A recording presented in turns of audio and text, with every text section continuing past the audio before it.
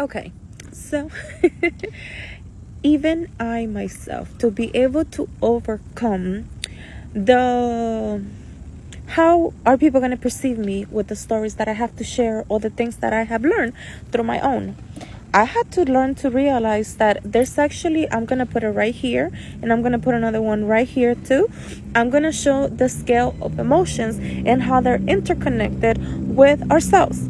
If you watch the video before, previous two videos previous to this one, I'm going to be able to talk about, you're going to be able to see how other people talk about how our blood is connected and how they affect us. And then I have gathered, like, oh my God, I'm so grateful that God and the universe has sent me this information, because I started noticing that I'm very emotional. And a lot of people think that our emotions are not connected by everything that's around us. And it definitely is, because we're energetic beings, everything. Like, it's not just the food that we eat.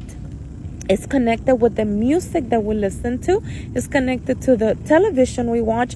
I don't have a television in my house since 2015. I stopped watching TV. I'm very intentional, even with the books, the music I listen to. I've always been a lyrics person, and I started realizing that me growing up, I listened to a lot of songs about heartbreaks and a lot of things that were painful and stuff like that.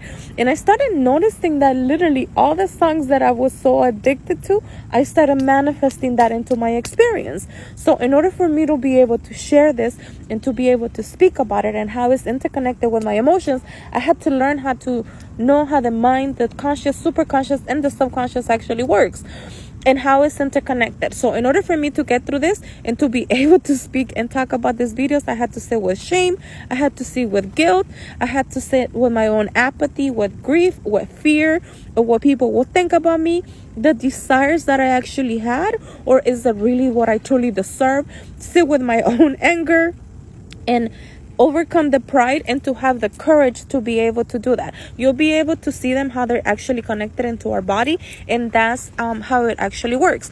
When I also started this journey, people started talking about vibration. I'm like, what is vibration? Vibration is the thoughts that we have around us. We basically don't get to see this because this is just around us. Our emotions and our thoughts are interconnected. So you'll be able to understand. When I started to know myself and I started to noticing that it had nothing to do with who I was being programmed. That the television tell you what to vision. Program. What are you watching? Program.